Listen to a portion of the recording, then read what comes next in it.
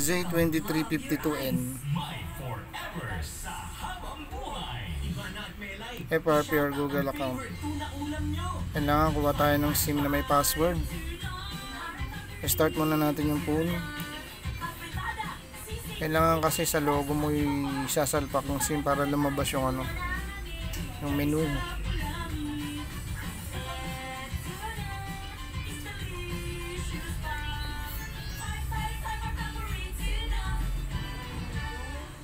Mas pinamura na kaysa dating presyo ng 155 grams as low as 27.70 SRP per can.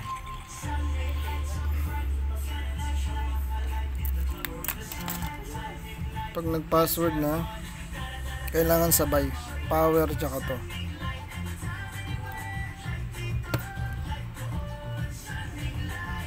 One, two, three. Tapos pag nandiyan ka na, pwede mo na yan i-drop down. Yan. Kailangan yung record nandito. Para malagay mo yan dito, edit. Madalas nandito yan sa baba. Lagay mo siya sa pangatlo. Dito. 1, 2, 3. Record. Record tayo. Pag nandiyan ka na, exit mo na. Yan. So, may pindot yung record. Record. Stop.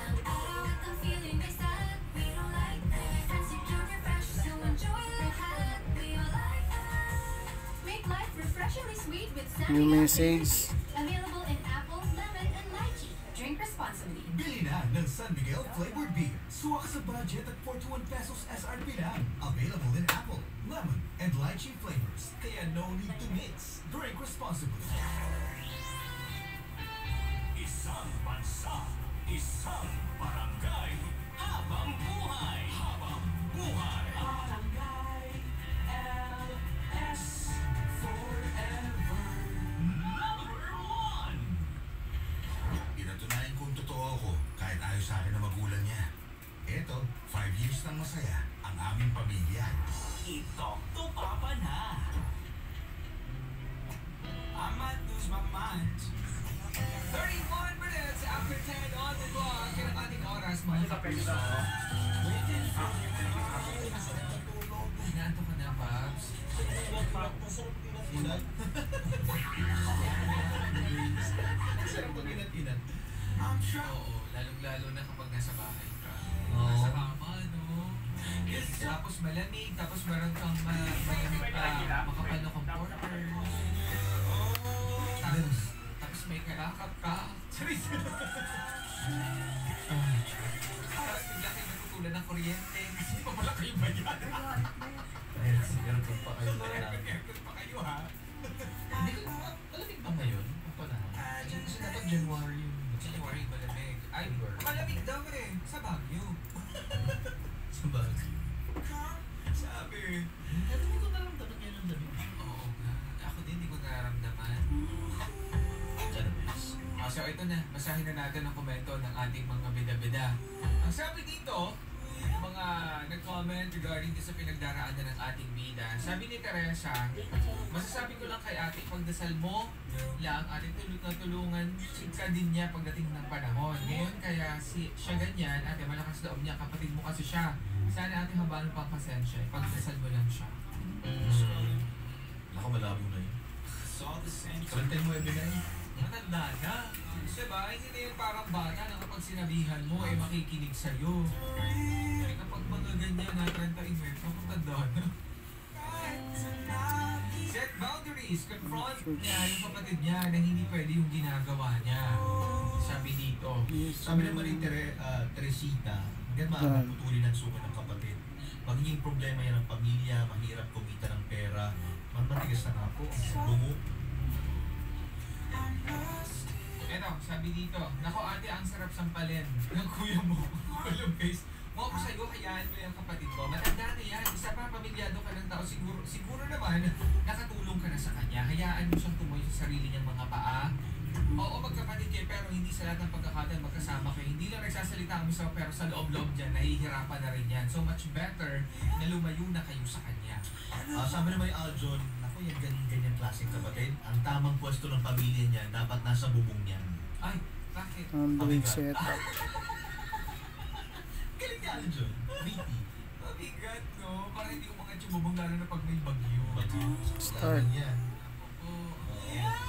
Sabi pa dito, wag pong bigyan. Wag pong bigyan. Kasi bukod sa batugan na siya, kumalat ang trabaho. Nagiging adik pa sa sugal, sabi ni Eva. Naku, nasisi pa ni Grace ang pamilyang ito. Dahil, Oo. Sinanay nyo kasi. ay! Yan. Wala kayong ibang sisisihin. Nandamay ka pa ng asawa mo. Di ba? Yan. Wag niyong itolerate.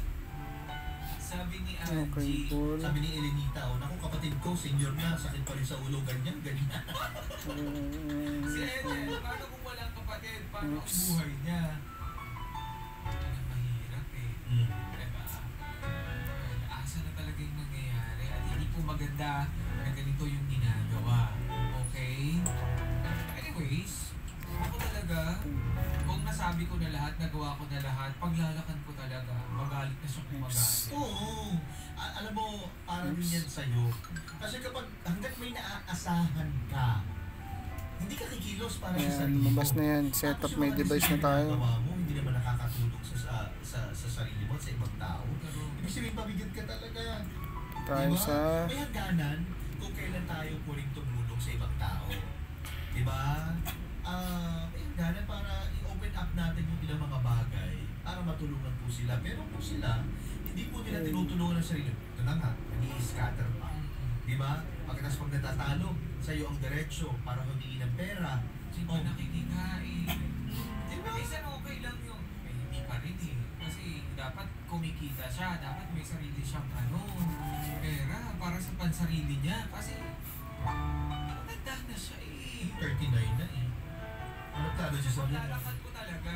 Magalit na siya kung magalit kasi baka yun yung kailangan niya. Kasi as long as nakakapasok siya dyan, nagagawa niya yung mga gusto niya, as long as binibigyan niyo siya, dyan, Paulit-ulit. oo, wala mangyayari. Kailangan tiisin. Okay? May mga bagay na kailangan natin siyang tiisin. At saka itong pagtiis na ito para din sa ikakabuti niya. Hindi dahil sa hindi natin siya pwedeng pagbigyan, hindi natin pwedeng tulungan, pero kailangan niyang matuto at tumindig sa sarili niya pa, hindi sa lahat ng pagkakataon, sasandal siya sa ibang tao na nakaka-perwisyo na pala siya. No? Okay na yun eh. Okay sana kung may sakit, kailangan tulungan, pero yung ganyan, Mm. lakas ng katawan, Laking tao. laking tao, Sus ko. Tapos sarili lang iniintindi. Hindi pa niya maintindi. Wala talaga. Kasi kahit kapatid, wala, X. So may pamilya ka na eh. Kaya hindi naman pwedeng sumbatan pa siya. Kasi marami ng beses na napagbigyan. Yes. Yun eh. Oo. Yung ating bida, hello? Hello po. Napakinggan mo ka komento ng ating mga bida-bida. Opo. Kung wala, kailangan mo talaga siyang tiisin kung kinakailangan.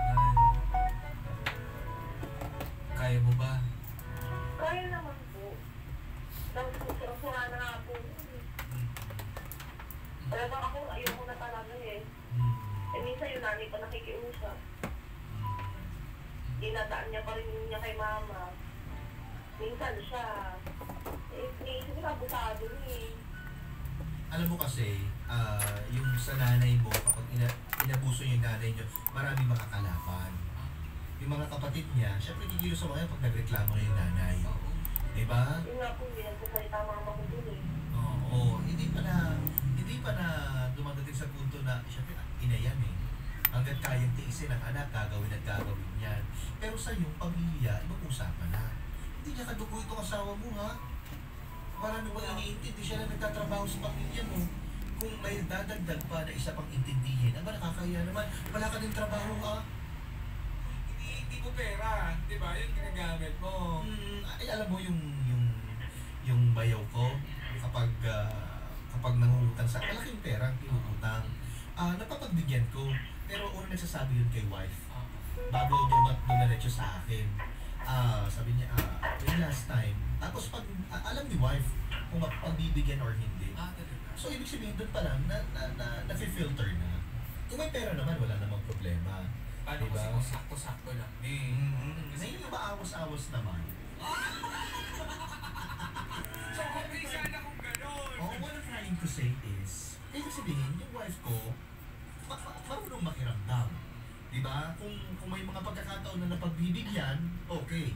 Eh, wala namang problema doon sa bayaw ko kasi nakakapagko naman, nakakapagbayad naman. Pero hindi sa lahat ng pagkakataon, kailangan mo pagbigyan. Kumbaga, yun yung sinasabi ko na dapat mahiya ikaw kasi kung dumidiretso na sa asawa mo at hindi pabigat, hindi mo nagsasabi yan. Pero, kahit pa paano, di ba, hindi okay yung ganun. Ikaw nga, sa'yo problema sa asawa mo pa. Di ba? So, ibig sabihin, ikaw yung kailangan gumawa ng paraan kasi kapatid mo yan. Ayaw naman. Ikaw yung may control. Oo, kumbaga yung mister mo, pinapagbigyan niya kasi gusto niya establish yung rapport. Okay yung relasyon. Pero deep inside, di ba, kung sumusobrang abusado naman, hindi na okay. No? Opo. Okay.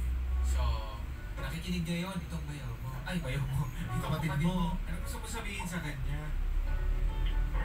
Ano, sana magtipunga na, kasi yung matanda ka na, eh, di mo, 39 ka na, ano, mabubuhay ka na ng ganyan. Hindi ako makapag-break ng sentence sa'yo ng ganito kasi ang reaction mo agad, dapat mo ulo mo. Eh, ako ng ganyan, eh, kita pa ng mga anak ko. Gusto ko yung kausapin ka na maayos, eh, ako pang unahan mo ako pagdala ko ng galit mo. Gusto ko sabihin sa'yo na hindi ka na pagbata eh. Lalo yung pag-division mo, sira buhay mo na eh. Dati hindi na ako nito ganyan. Nag-scatter ka lang, ganyan lang. Makawa ka naman kay mama. Kasi si mama, wala tayo pag pinag-isang alaman. Siyempre, anak ka niyan eh. Anak niya tayo eh. Pero kung abusoy kasi pag may nangyari dyan, alam mo na. Yung mga ibang kapatid mo yung mga alaban mo. Hindi na nagsasalita lang si mama dun sa mga ibang kapatid natin. Okay na. Salamat. Tayo lahat.